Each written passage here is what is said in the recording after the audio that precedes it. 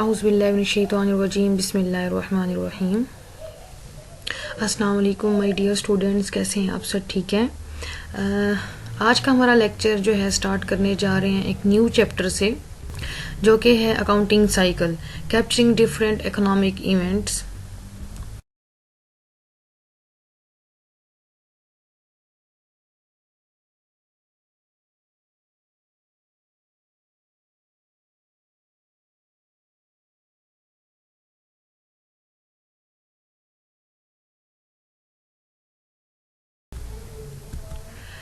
This is our lecture 9, and we will discuss different objectives in this lecture. And the first learning objective is the role of accounting records in an organization, and what is accounting cycle, and what is entry, because this word is commonly used in accounting, and we will discuss while discussing the lecture and solving the questions.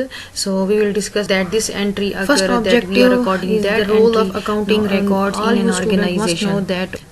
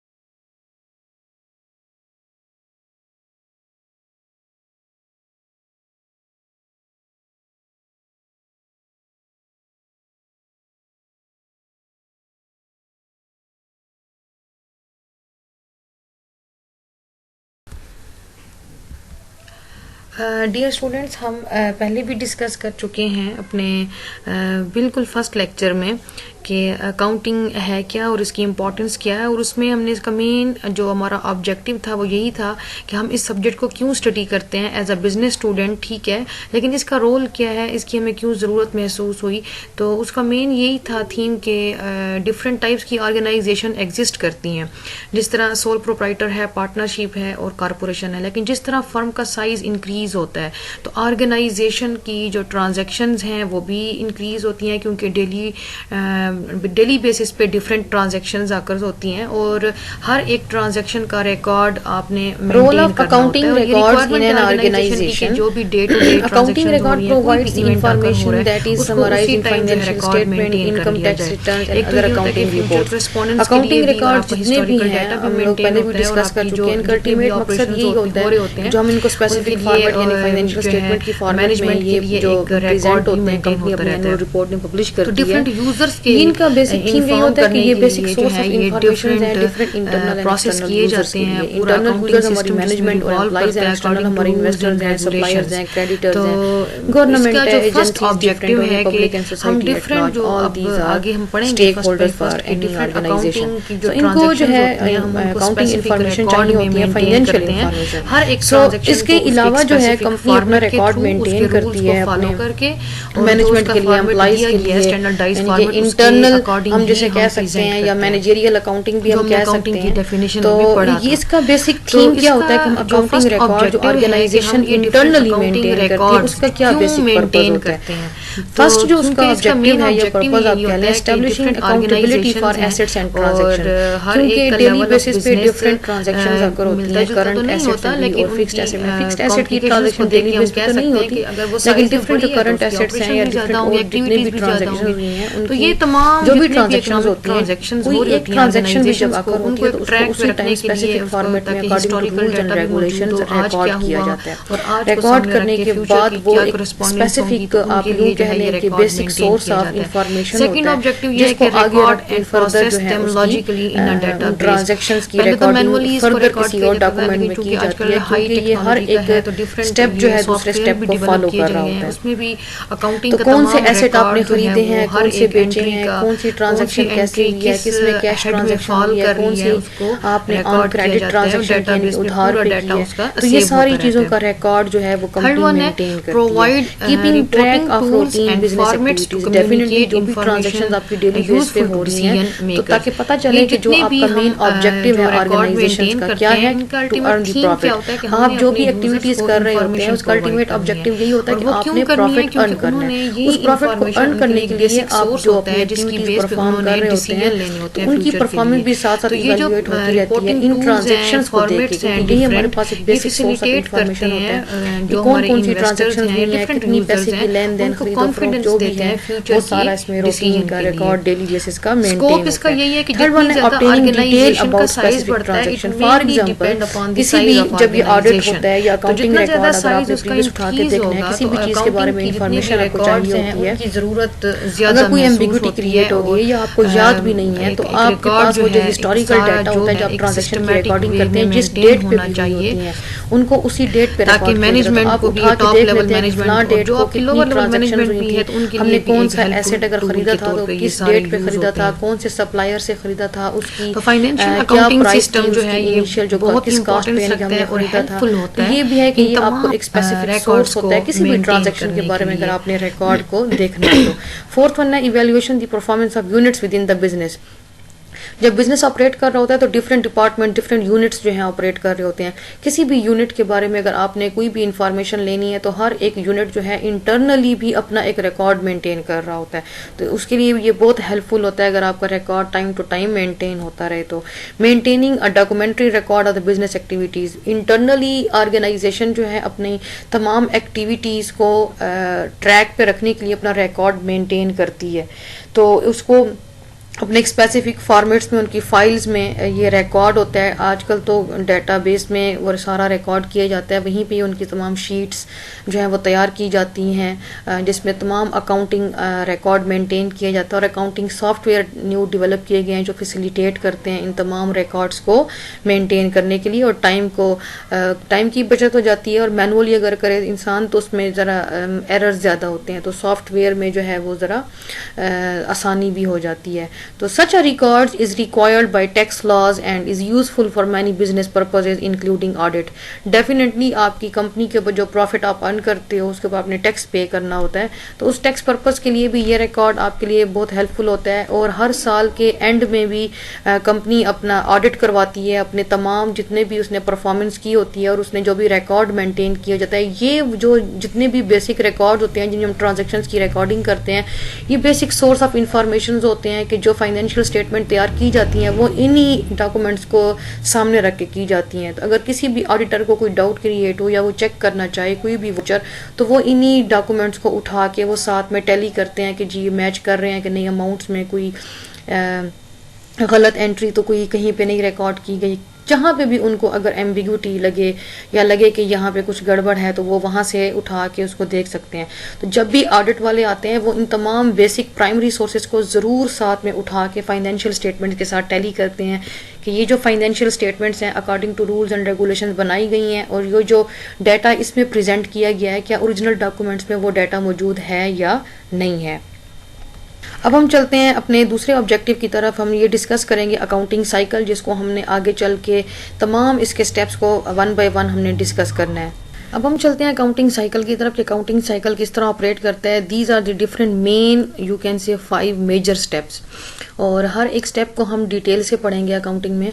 और जो इसका first step है transactions क्या होती हैं और ये कैसे हम इनको एनालाइज करते हैं और किस तरह रिकॉर्ड करते हैं। ये हम पिछले 2-3 लेक्चर्स में यही हम ट्रांजैक्शन एनालिसिस ही डिस्कस कर रहे हैं कि ट्रांजैक्शंस होती क्या है कि any event which is involvement in which the involvement of money और commitment for money is involved, और पैसे की लेन देन खरीदो फरोख्त जो भी होती है उसे हम ट्रांजैक्शन कहते हैं। और इस ट्रांजैक्शन को हम कैसे एनालाइज करते हैं। एनालाइज करने के बाद हम ये देखते हैं कि हमारे कौन कौन से एलिमेंट्स अफेक्ट हुए हैं, asset, liabilities, owners equity, revenue या एक्सपेंस।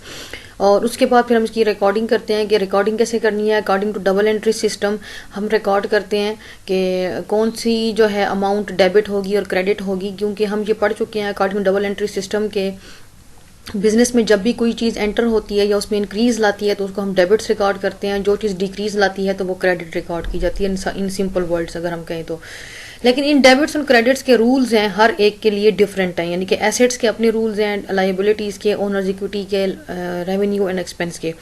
फिर हमने इनको एक बहुत सिंपल डेबिट क्रेडिट रूल्स के लेक्चर में डिस्कस कर चुके हैं कि एसेट्स और एक्सपेंस जो हैं वो सेम रूल्स को फॉलो करते हैं।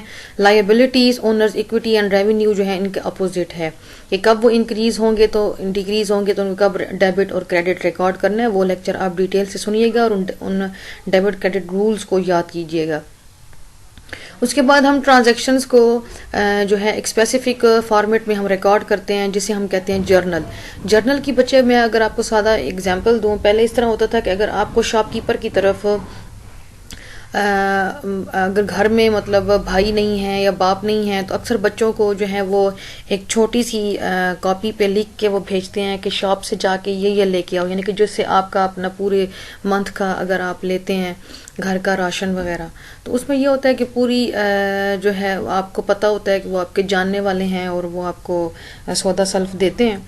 तो जो भी अगर आपने आज के दिन जो चीज़ भी मंगवाई है, ठीक है, वो आपने उसको लिख के दे दी, मतलब ट्रांजैक्शन हो गई कि ये आप लेके आए हैं। मतलब फॉर एग्जांपल आज के लिए आपने कोई हांडी पकाने के लिए कोई भी सौदा सल्फ मंगवाया था आपकी अम्मी ने, तो वो अब गए लेके आ गए। लेकिन अब हो सकता है कि जो है वो आप उसमें से अपनी मर्जी का कुछ भी ले लें, तो जो वालदा ने जो भी उस कॉपी के ऊपर लिखा होगा तो शॉपकीपर वही चीज़ें लिख के देगा। और जो प्राइस उसने वो इस तरह करता है कि साथ में उसका अपना एक बड़ा सा उसने एक रजिस्टर रखा होता है, तो वो उसके ऊपर भी वही चीज़ रिकॉर्ड करता है।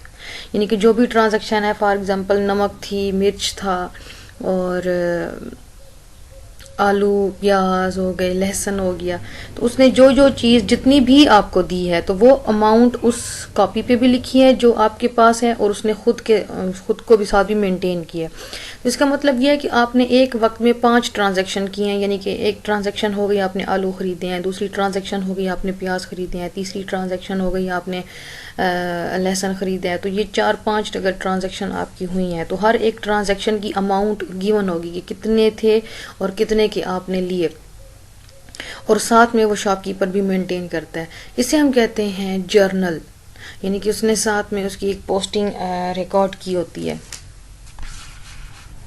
उसके बाद हम चलते हैं कि जब वो जो है इन ट्रांजैक्शंस को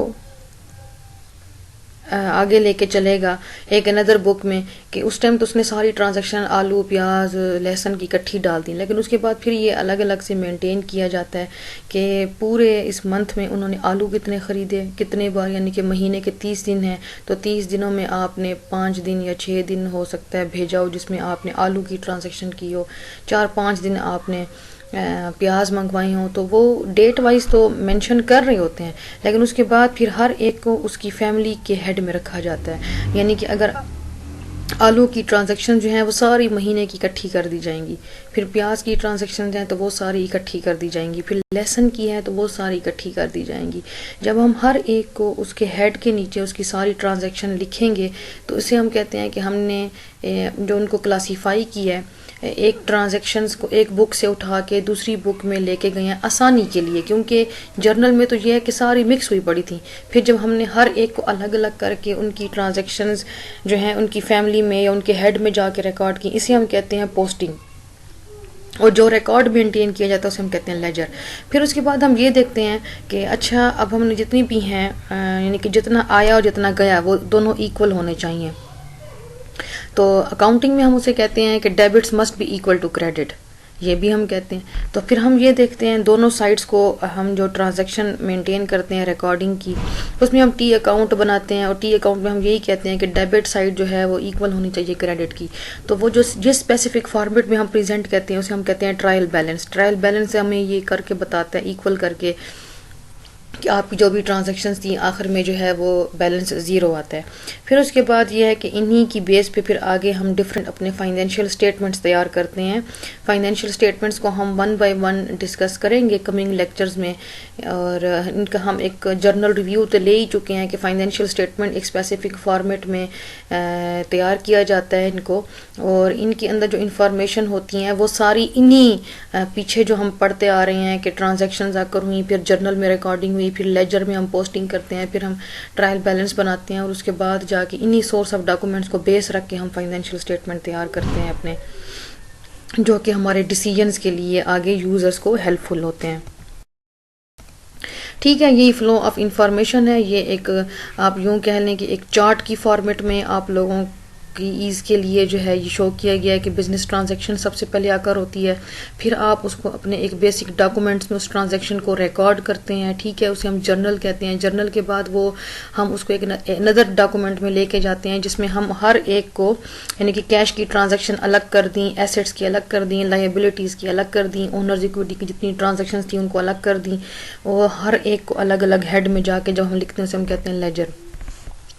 और फिर उसके बाद हम ट्रायल बैलेंस बनाते हैं। ट्रायल बैलेंस ये है कि debits must be equal to credit, जितनी भी डेबिट्स की ट्रांजैक्शंस हैं उनको एक साइड पे लिखा जाता है, क्रेडिट की ट्रांजैक्शंस को दूसरी साइड पे लिखा जाता है। फिर उसकी बेस पे जाके फाइनेंशियल स्टेटमेंट तैयार करते हैं, और फिर हम कंपनी के जो भी है हम उसकी स्टेटमेंट, उसकी पोजीशन या उसकी परफॉर्मेंस को जज कर सकते हैं, और फ्यूचर के लिए हमने फिर डिसीजन ले चुकते हैं।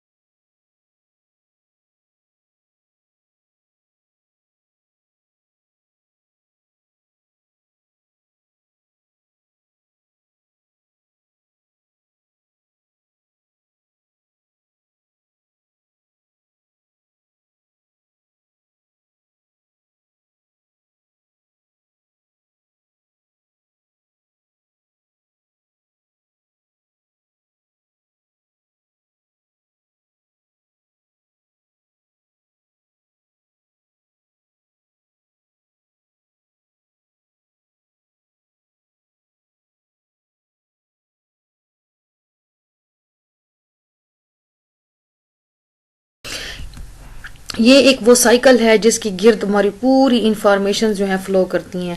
ये भी आप देख सकते हैं कि यहाँ पे उसने जस्ट एक सर्कल की फॉर्म में दिखाया है कि किस तरह जाके जो है वो इंफॉर्मेशन जो है वो फ्लो करती हैं। सबसे पहले इंफॉर्मेशन जो है हम जर्नल में रिकॉर्ड करते हैं। जर्नल को होता क्या है, कैसे इसकी फॉर्मेट होती है और किस तरह हम रिकॉर्ड करते हैं, ये हम इंशाल्लाह नेक्स्ट लेक्चर में डिस्कस करेंगे। उसके बाद हम जर्नल से लेके जो हमारी इंफॉर्मेशन हैं फिर हम एक अनदर डॉक्यूमेंट में जाके पोस्ट करते हैं जिसे हम लेजर कहते हैं। इसको भी हम अपने कमिंग नेक्स्ट लेक्चर में जो है डिस्कस करेंगे।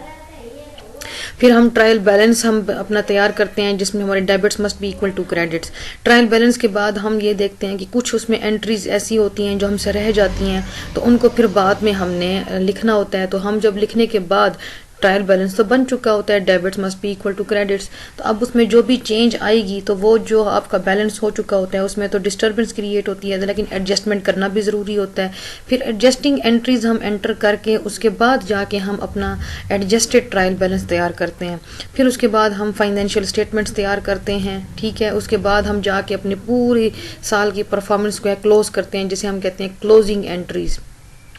क्लोजिंग एंट्रीज के बाद जाके हम अपना एडजस्टेड आफ्टर क्लोजिंग बैलेंस बनाते हैं, जो कि हमारा लास्ट स्टेप होता है अकाउंटिंग साइकिल का। तो ये जितने भी हमने स्टेप पढ़े हैं 9 स्टेप्स हैं, इनको हम वन बाय वन हर एक लेक्चर में कमिंग लेक्चर्स में इंशाल्लाह डिस्कस करेंगे। यहाँ पे जस्ट आपको ये बताना था कि अकाउंटिंग साइकिल क्या है और उसके कौन कौन से स्टेप्स हैं।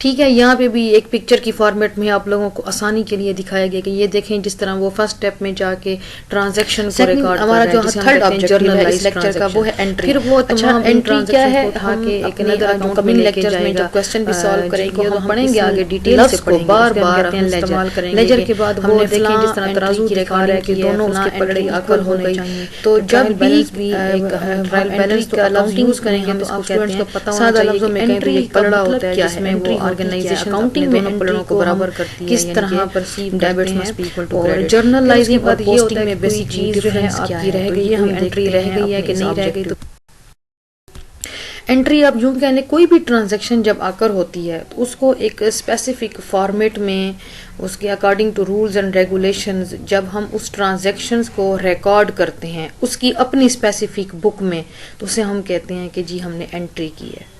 यानी कि जब भी कोई लेन देन की ख़रीदो फरोख्त हुई है जिसमें पैसे की लेन देन थी और आपने जाके उसको एक स्पेसिफिक फॉर्मेट में या उसके जो भी वोचर है उसमें जाके आपने रिकॉर्ड कर दिया, जो आपने ट्रांजैक्शन को रिकॉर्ड किया है इसको हम कहते हैं एंट्री, कि हमने एंट्री की है। ठीक है।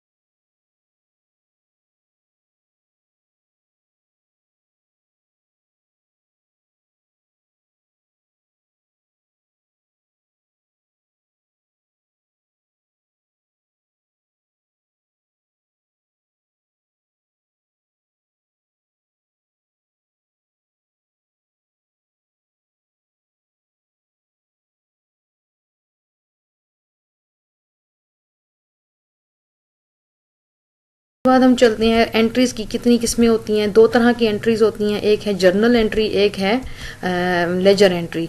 तो जब हम लेजर हम जो जर्नल एंट्री होती है यह इसको हम अपनी फर्स्ट एंट्री भी कहते हैं कि जो भी ट्रांजैक्शन आकर हुई है हमने उसको एनालाइज किया, ये देखा किसमें इंक्रीज हुआ किसमें डिक्रीज हुआ और कौन से हमारे अकाउंट इफेक्ट हुए हैं, उसको हमने डेबिट क्रेडिट रूल्स के अकॉर्डिंग जाके हमने एंट्री रिकॉर्ड कर ली। इंशाल्लाह हम नेक्स्ट जो है हमारा लेक्चर हम अकाउंटिंग साइकिल किसी भी ट्रांजैक्शन को वन बाय वन डिस्कस करेंगे, यानी कि जर्नल हर एक स्टेप है क्या, सोर्स ऑफ डॉक्यूमेंट होते हैं और उसका अकाउंटिंग में स्पेसिफिक ट्रांजैक्शन प्रोसीजर क्या है उसको हम सारा हम कहते हैं डिस्कस करेंगे। और इन जर्नलाइजिंग के बाद हम अपना फर्स्ट सोर्स ऑफ डॉक्यूमेंट की ट्रांजैक्शन होती है, किसी में एसेट इफेक्ट तो यहाँ पे आपको लायबिलिटी साइकिल के बारे में इंफॉर्मेशन देनी थी कि आपको पता हो कि किसी में रेवेन्यू क्या है और कौन-कौन से मेन स्टेप्स हैं, सब ऐसे मतलब खिचड़ी पकी हुई होती है, कुछ इंफॉर्मेशन को कंपाइल करने में जो है अपने कौन-कौन से परफॉर्मेंस को अब सिर्फ टेक्निकल जो बंदा है या अकाउंटेंट है वो तो उसको समझ लेगा, लेकिन डिफरेंट और पार्टीज को भी इंफॉर्मेशन चाहिए होती है तो वो अपनी आप यूं कह लें